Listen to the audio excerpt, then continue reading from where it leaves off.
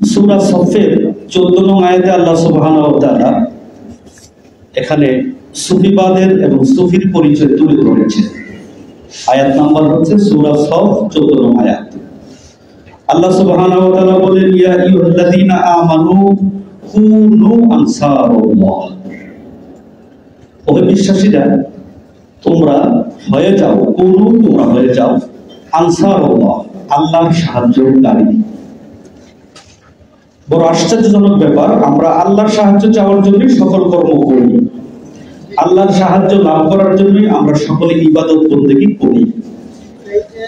বড় আশ্চর্যজনক হলেও সত্য, এই আয়াতে আল্লাহ সুবহানাহু ওয়া তাআলা বলছেন যে কুনু আনসারুল্লাহ, তোমরা আল্লাহর সাহায্যকারী হয়ে যাও। এখন আমরা আল্লাহকে কিভাবে সাহায্য করব, আল্লাহকে পাবো কোথায়? আর আল্লাহকে পেলেই তো আমরা আল্লাহকে সাহায্য করব, যেহেতু আল্লাহ তাআলা বলেছেন বিশ্বাসীরা তোমরা আল্লাহর সাহায্যকারী হয়ে যাও।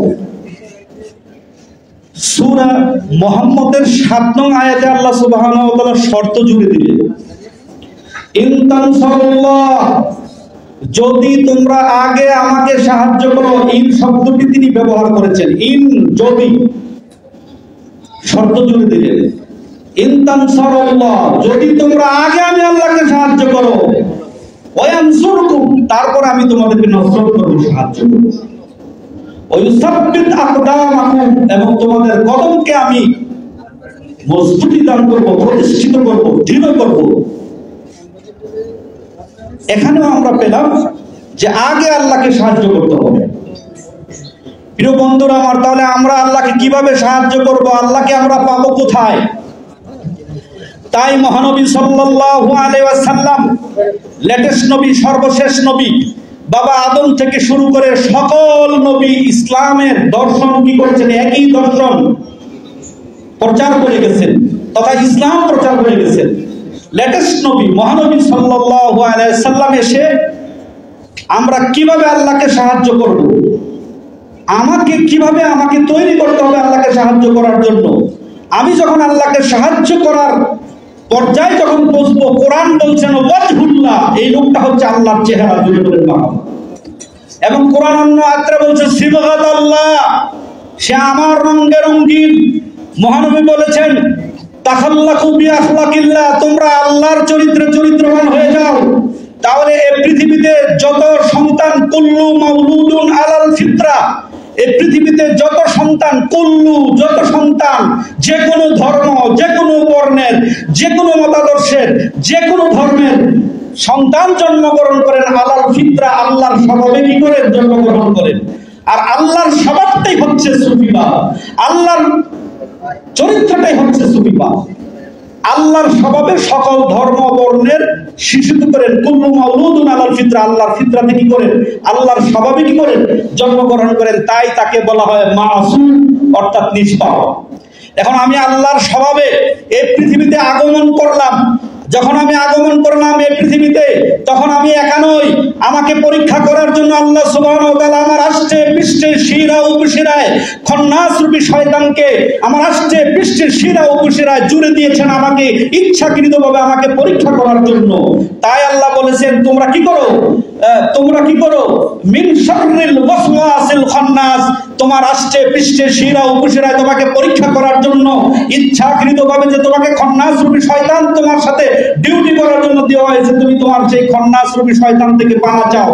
এই খন্নাস রূপী শয়তান থেকে পানা চাওয়ার জন্য ইসলামের একটি মাত্র পথ, ইসলামের ইবাদতের একটি মাত্র টার্গেট, সেটা হচ্ছে মানুষ আপন নফস থেকে খন্নাস রূপী শয়তানকে পৃথক করে, খন্নাস রূপী শয়তানকে আত্মসমর্পণ করে মুসলিম হবে। এইটাই মূলত সুফিবাদের মূল দর্শন। তাই মহানবী সাল্লাল্লাহু আলাইহি সাল্লাম বলেছেন মান আরাফা নাফসাহু, যে যার নিজেকে চিনলো, ফাকাদ আরাফা রাব্বাহু, সে তার রবকে চিনে ফেলেছে, ফাকাদ আরাফা রাব্বাহু, সে তার রবকে চিনে ফেলেছে। তাই কোরআন বলেছেন আলাইকুম আনফুসাকুম, তোমরা তোমাদের নিজকে চিনো, তোমরা তোমাদের নিজকে চিনো। সক্রেটিস বলেছেন নো দাই সেলফ, নিজকে চিনো, নিজকে চিনো, নিজকে জানো। তাহলে নিজকে চিনার সুফিবাদ একমাত্র আত্মপরিচয়ের একমাত্র পথ হচ্ছে সুফিবাদ। এই সুফিবাদ আত্মপরিচয় শিক্ষা দেয়। মহানবী সাল্লাল্লাহু আলাইহি ওয়াসাল্লাম এই আত্মপরিচয়ের গুরুত্ব দেওয়ার জন্য তিনি মহানবী হওয়া সত্ত্বেও, বাবা আদমের নবী হওয়া সত্ত্বেও তিনি গারে হেরায় একদিন নয়, 2 দিন নয়, প্রায় 2500 ফিট উপরে গারে হেরায় তিনি 15 বছর 1 মাস 19 দিন তিনি ধ্যান সাধনা করেছেন উম্মতে মুহাম্মদীকে গুরুত্ব দেওয়ার জন্য। এই ধ্যান সাধনার একমাত্র উদ্দেশ্য হচ্ছে নিজকে চিনা, নিজকে জানা, অর্থাৎ নিজের মধ্যে সুফিত্ব ভাবকে তৈরি করা। এই সুফিত্ব ভাবকে তৈরি করতে হলে ইলাল কাহাবে যেতে হবে, ইলাল কাহাবে যেতে হবে, কারণ ফিল কাহাবে আল্লাহর রহমত বিরাজিত। এখন আমি কাহাব কোথায় পাবো? এই কাহাব খুঁজে নেওয়ার জন্য আল্লাহ বলেছেন ফাত্তাখিযু ওয়াকিলা, একজন তুমি উকিল ধরো, অর্থাৎ গুরু ধরো। এই গুরু আপনাকে কি করবেন? এই ইলাল কাহাবের দিকে সবক দিবেন, ফিল কাহাবে তিনি প্রবেশ করাবেন। এই ফিল কাহাবে আল্লাহর রুহুল কুদুস নাজিল হয়, আত্মদর্শন লাভ হয়। এই আত্মদর্শনের শিক্ষার নামই হচ্ছে সুফিবাদ। এইটাই ইসলামের ফান্ডামেন্টাল বিষয়। এই সুফিবাদকে অনেকে পরিত্যাজ্য মনে করে, সুফিবাদকে অনেকে কুফরি মনে করে। আমরা বিগত দিনে লক্ষ্য করেছি ইলমে তাসাউফের কথাও যারা বলে, তরিকতের কথাও যারা বলে, তারা সুফিবাদ এবং ইলমে মারিফতকে একই বিষয় মনে করে। ইলমে তাসাউফ হচ্ছে পরিশুদ্ধতার বিদ্যা। কিভাবে একজন মানুষ পরিশুদ্ধ হবে, কিভাবে একজন মানুষ সাফা হবে, কিভাবে সাফা থেকে সুফি, কিভাবে একজন মানুষ স্বচ্ছ হবে, কিভাবে একজন মানুষ নির্মল হবে, এই জ্ঞান অর্জন করার নাম হচ্ছে ইলমে তাসাউফ। আর ইলমে মারিফত হচ্ছে আরাফা থেকে মারিফত, মারিফত হচ্ছে আত্মদর্শন। আত্মদর্শন নিজেকে চিনা, নিজেকে জানা। এই নিজেকে চিনতে হলে একজন গুরু লাগে, ওলিয়া মুর্শিদ লাগে। এই গুরু আপনাকে ফিল কাহাবের খবর দিবে, ইলাল কাহাবের দিকে আপনাকে ধাবিত করবে। ফিল কাহাবে তিনি প্রবেশ করাবে, যেটাকে বলা হয় মুরাকাবা, যেটাকে মেডিটেশনের মাধ্যমে আপনাকে সেখানে প্রবেশ করিয়ে তিনি আপনাকে কি করবেন? আত্মদর্শন পরিচয় করবেন। যখন নিজেকে চিনা হবে, যখন যেই ব্যক্তিটা নিজেকে চিনে ফেলবে, তখন তাকে কোরআন বলছে ওয়াজহুল্লাহ, ওয়াজহুল্লাহ ফাইনামা তুআল্লু ফাসাম্মা ওয়াজহুল্লাহ, তুমি যেদিকেই তাকাও আমার চেহারা ছাড়া কিছুই নাই। অর্থাৎ যে ব্যক্তি নিজেকে, নিজের আমিত্ব থেকে খন্নাস রূপে শয়তানকে নির্বাণ করে আত্মসমর্পণ করে জাতের সাথে মিশে গেল, ওই লোকটাই হচ্ছে আল্লাহর সাহায্যকারী। তার মানে আল্লাহর সাহায্যকারী হচ্ছে, অর্থাৎ আমার মধ্যে আল্লাহ লুকায়িত, আমার মধ্যে বীজ আকারে লুকায়িত। আমি কি করছি? এটাকে কুফুরির মাধ্যমে আমি এটাকে ধাবিত করে রাখছি, প্রকাশ হতে দিচ্ছি না, বিকশিত হতে দিচ্ছি না।